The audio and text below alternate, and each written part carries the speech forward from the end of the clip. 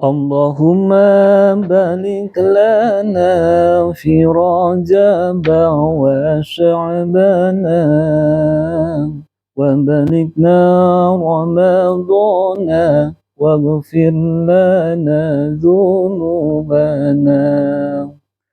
Allahumma barik lana fi Rajab wa Sya'bana wa balikna Ramadana waghfir lana dzunubana. Duhai Allah, berkahilah kami pada bulan Rajab dan Syaban, dan pertemukanlah kami dengan bulan Ramadan, dan serta ampunilah semua dosa-dosa kami. Allahumma barik lana fi Rajab wa Sya'bana wa balikna Ramadana waghfir lana dzunubana.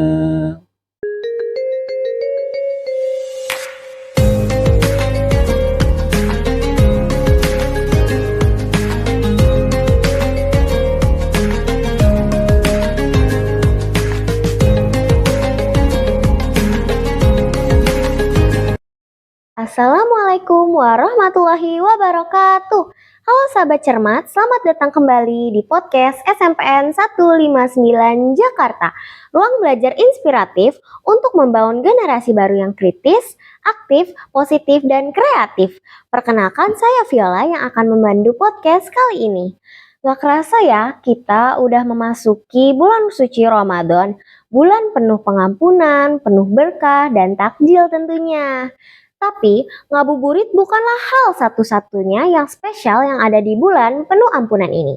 Untuk itu, di podcast kali ini, kita akan kedatangan tamu yang akan menunjukkan kita seberapa spesial itu Ramadan, puasa, dan sebagainya, yakni Pak Denny Hendriana selaku guru agama di sekolah tercinta kita SMPN 159 Jakarta.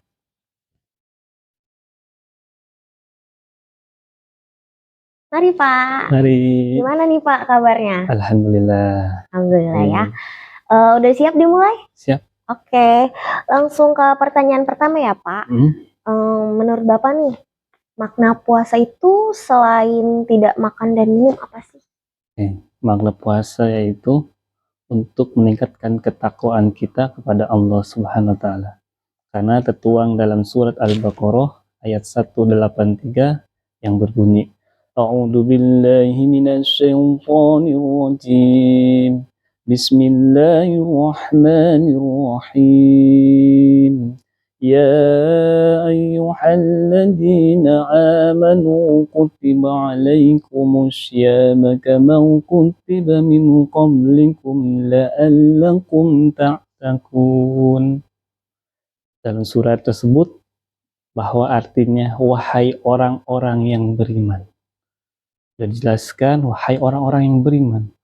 Berarti orang yang melaksanakan puasa hanya orang-orang yang beriman.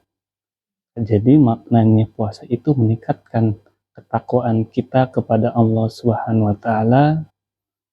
Juga kita melatih diri kita supaya menahan hawa nafsu saja. Menahan hawa nafsu. Iya gitu ya. Selanjutnya ya, melaksanakan puasa kan wajib ya di bulan Ramadan. Pastinya kalau wajib ada hikmah utamanya. Hikmah utama dalam melaksanakan puasa ini apa? Oke, hikmah utama dalam melaksanakan puasa yang pertama yaitu meningkatkan ketakwaan kita kepada Allah.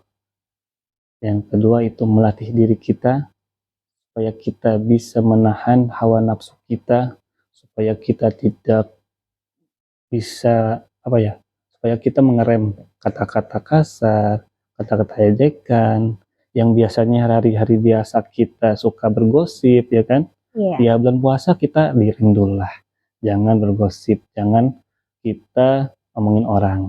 Terus apa yang ketiga yaitu merasakan sosial dari orang lain. Dengan kita berpuasa, kita bisa merasakan orang-orang di sekitar kita, bahkan teman-teman kita, ada yang tidak makan sehari, bahkan 2 hari sekali. Jadi kita bisa merasakannya, betapa dia menahan rasa laparnya. Dengan adanya puasa, kita bisa merasakan seperti mereka-mereka. Lanjut ya. Selain makanan nih Pak, hal apa aja sih yang bisa membatalkan puasa? Oke, yang membatalkan puasa kita tertuang dalam kitab Fathul Qorib, yaitu ada 10 antaranya.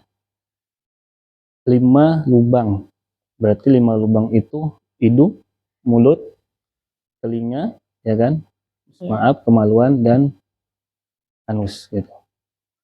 Nah, sesuatu yang masuk ke 5 lubang itu bisa membatalkan puasa. Terus nipas, head, ya kan? Terus orang yang melahirkan, orang gila, ya kan? Murtad, terus orang yang sengaja muntah. Ya. Tapi kalau kamu misalkan baru bangun tidur, kamu tiba-tiba makan, itu tidak batal. Itu anugerah dari Tuhan, rezeki dari Tuhan. Tapi ketika udah diingatkan, misalkan diingatkan hari ini puasa ya, kamu harus berhenti makannya dan lanjutkan puasanya. Gitu. Kan biasanya habis sahur tuh imsak ya. Imsak ini kan biasanya pada gosok gigi buat menyambut pagi hari fajar. Nah, hukum menggosok gigi itu gimana sih kalau kita gosok gigi di siang hari itu bisa membatalkan atau tidak? Nah, ya. Karena kan ketika kita berpuasa pasti bau mulut ya. Iya. Tapi ada hadis yang mengatakan bahwa baunya mulut seseorang ketika berpuasa di hadapan Allah itu wangi seperti minyak mistik atau bunga kasturi, lebih wangi. Tapi kalau kita misalkan mau sikat gigi di waktu siang itu tidak membatalkan puasa, namun makruh, takutnya mengurangi pahala puasa kita gitu. Ya kalau mau sikat gigi, gosok gigi ya lebih baik tidak pakai pasta gigi gitu. Lebih baik kita ketika sudah azan atau sebelum azan kita menggunakan pasta giginya. Ya, jadi gosok giginya nggak harus pakai pasta gigi ya? Kalau mau ya. Ya, pasti ya Pak. Selanjutnya ya, pasti beberapa nih dari kita umat Islam ada yang pengen jaga kebugaran tubuh, pengen jaga badan juga misalnya. Terus dengan cara pastinya berolahraga. Kira-kira ya Pak, berolahraga itu hukumnya apa? Boleh atau tidak waktu puasa? Oke. Ketika kita berpuasa, pasti kita ibaratnya 12 jam atau 11 jam kita menahan rasa lapar atau haus ya. Terus kita beraktivitas seperti olahraga di pagi hari maupun di sore hari. Itu membatalkan puasa atau tidak? Ya, jawabannya ya tidak. Asalkan olahraganya jangan berlebihan. Jangan sampai kita berolahraga berlebihan mengakibatkan kita pusing, mengakibatkan kita muntah, atau mengakibatkan kita lemes, pengen minum gitu.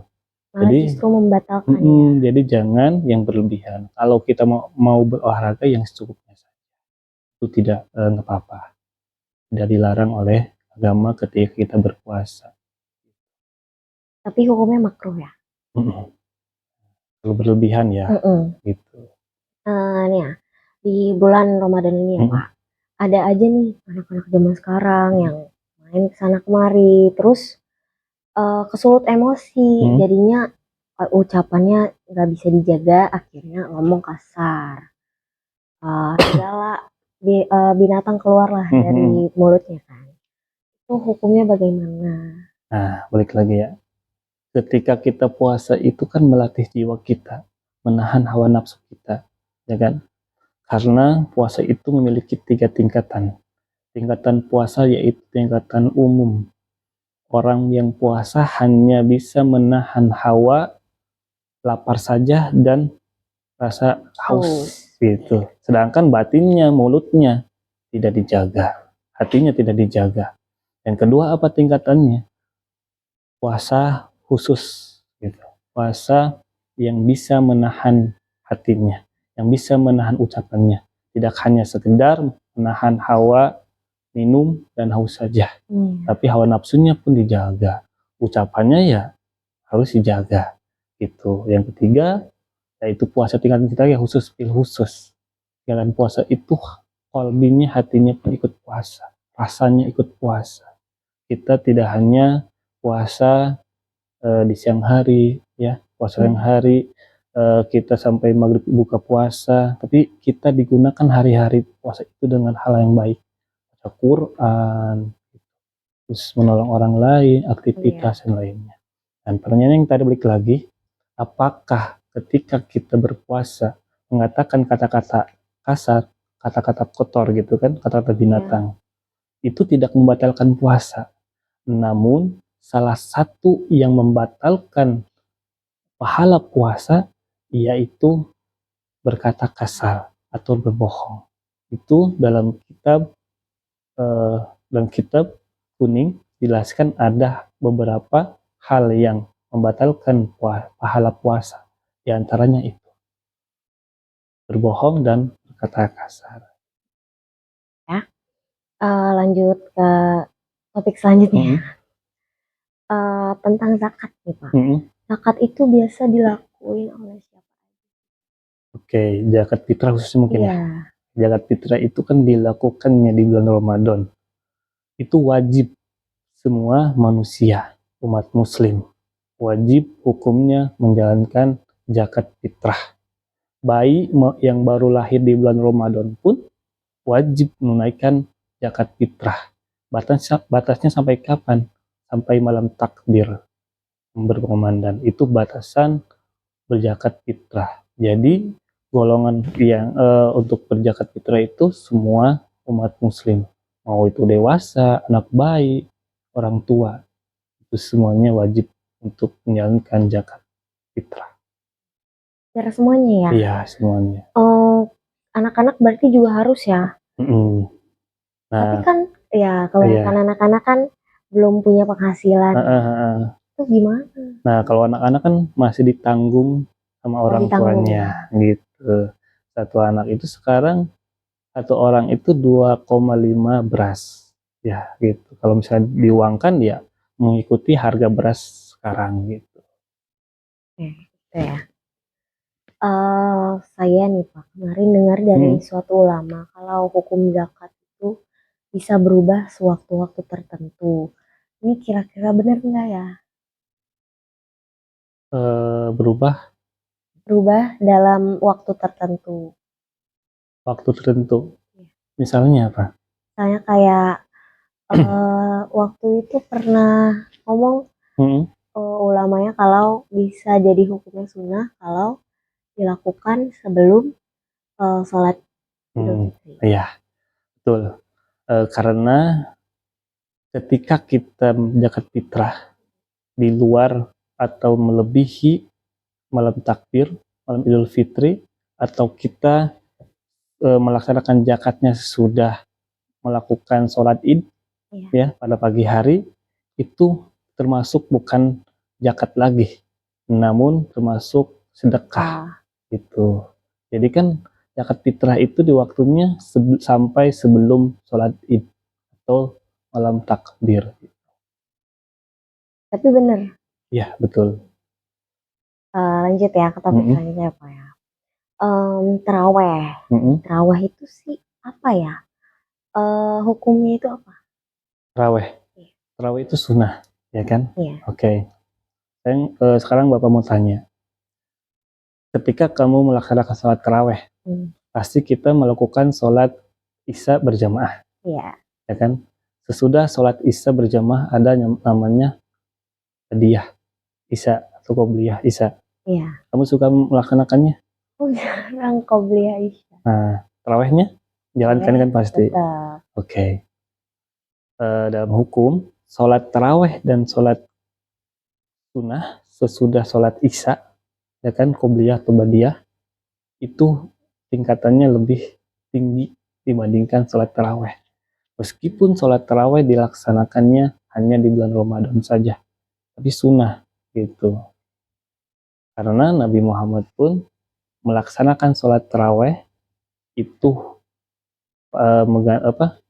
dia mengganti sholat-sholat malam yang lainnya. Jadi sebelum mengisi di bulan Ramadan, sholat qiyamul lail namanya, sholat taraweh. Tapi kok bisa ya tarawih itu cuma di bulan Ramadan doang, Pak? Karena sejarahnya itu pada tahun kedua ya kalau nggak salah itu Nabi Muhammad ketika sudah melaksanakan puasa ya, dia melakukan sholat malam qiyamul lail. Nah itu mengganti, mungkin menambah amal-amalan kita ketika kita di bulan Ramadan dengan melaksanakan sholat tarawih itu. Oke, lanjut ya. Mm-mm. Ini saya ya sebagai murid dan Bapak juga nih sebagai guru. Gimana nih Pak cara kita membagi waktu antara ibadah, belajar mengajar, dan istirahat saat sedang puasa? Nahan dahaga ya. Ya pasti ya, yang namanya kita berpuasa di bulan Ramadan pasti tenaga itu terkuras cepat ya. Iya. Karena di siang hari kita beraktivitas, terus menahan rasa haus, lapar gitu kan. Nah ya caranya kita harus pandai-pandai mengatur waktu gitu. Ketika kita sudah selesai melakukan sholat tarawih, ya kan kita ambil aja jam 9 lah, paling lama. Ya istirahat kita jam 10 udah tidur ya kan. Jam 10 udah tidur karena kita akan bangun lagi jam 3. Apalagi kalau ibu-ibu kan, ya kan, masak gitu kan. Mungkin jam 2 itu kan buat sahur. Ya kita mungkin jam setengah 4 sahur gitu kan, bangun lagi. Itu kan udah ada cukup tidur, ya kan. Nah ada hampir 4 atau 5 jam. Nah ketika kita sudah bangun ya melakukan sahur. Nah ketika ada selang waktu istirahat, karena di agama itu bukan dianjurkan ya, ketika kita mau istirahat bagusnya itu sebelum sholat zuhur. Meskipun kita kurang tidur, tapi kita tidur 10 atau 15 menit sebelum menjelang azan zuhur, itu tenaga kita akan kembali segar lagi. Itu iya, dibandingkan kita tidur setelah sahur di pagi hari, itu malah akan terasa lemas, bukan ditambah tenaga. Jika kita tidur seharian ya akan lemas gitu. Lebih baik itu kita gunakan, mumpung bulan Ramadan, gunakan hal-hal yang baik gitu. Saya masih bingung nih Pak. Imsak itu penandanya apa sih ya? Imsak ya, kan imsak itu hanya 10 menit sebelum azan subuh. Itu tak menandakan bahwa waktu azan subuh atau waktu dimulainya puasa akan dimulai gitu. Nah itu hanya tanda saja gitu. Meskipun hanya tanda saja. Meskipun kita makan atau minum sesudah imsak itu nggak apa-apa, sah-sah aja. Yang penting kita tidak boleh makan dan minum setelah azan subuh berkumandang gitu. Kalau imsak hanya wanti-wanti saja, memperingati kita supaya kita lebih hati-hati gitu. Oke, selanjutnya Pak ya, ganti topik lagi. Ini yang terakhir. Topik terakhir, sejak kapan nih Pak puasa di bulan Ramadan diwajibkan? Ada sejarahnya nggak? Ya, Nabi Muhammad pertama kali melakukan puasa yaitu pada tahun kedua Masehi. Dia melakukan puasa Ramadan. Biasanya Nabi Muhammad melakukan puasa Yaumul Bid 3 hari di setiap bulannya gitu, dan puasa Muharram 10 hari. Nah setelah pas tahun kedua kenabian 2 Masehi, Nabi Muhammad melakukan puasa yang namanya Ramadan. Oke, lanjutnya. Mm-mm. Pertanyaan terakhir ya Pak ya? Iya, masih ada berarti ya. Iya, Bukan terakhir. terakhir lagi. Apa ada nih Pak Heeh. peristiwa penting yang terjadi saat bulan Ramadan?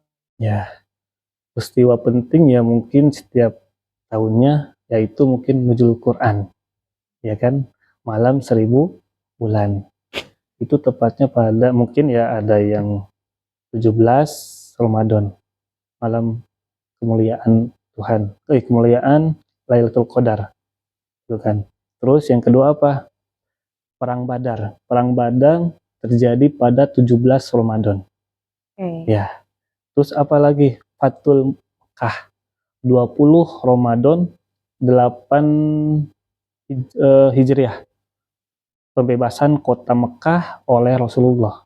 Itu terjadi pada bulan Ramadan. Gitu. Terus ada lagi yang dukanya itu wafatnya